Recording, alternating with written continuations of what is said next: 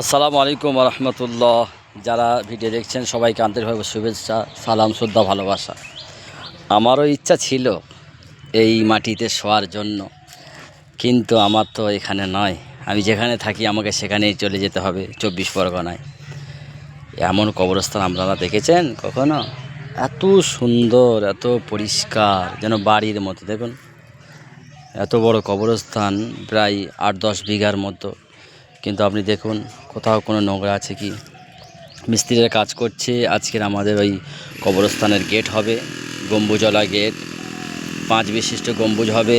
কবরস্থানের এই দিকে সেট হবে থাকার জন্য, গাড়ি ফাড়ি রাখার জন্য।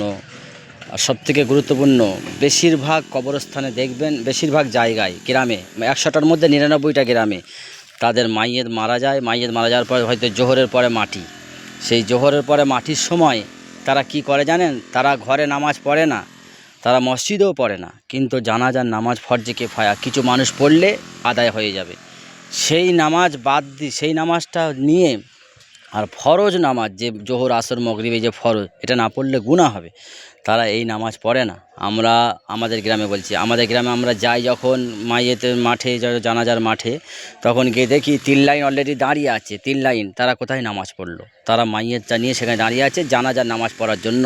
অথচ ওটা ফরজে কিফায়া, কিছু মানুষ পড়লে হয়ে যাবে, আর এটা হলো ফরজ। এই জন্য আমরা এখানে এই দিকটায় এখানে করা হবে একটা মাইয়েত রাখার জন্য ঘর। মাইয়েত ওখানে থাকবে, নামাজ পড়ে সবাই নিয়ে যাওয়া হবে।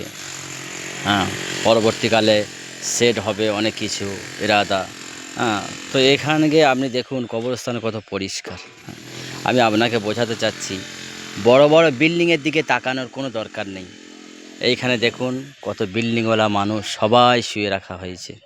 হ্যাঁ, সব পাটে পাটে, কে ডাক্তার, কে মাস্টার, কে ইঞ্জিনিয়ার, কে প্রফেসর। দেখুন কারোর কিন্তু আর চেনা যাচ্ছে না, সব খোলা কবর হয়ে পড়ে আছে, শুধু হাড্ডি ফাড্ডি পড়ে আছে, আর কিচ্ছু নাই।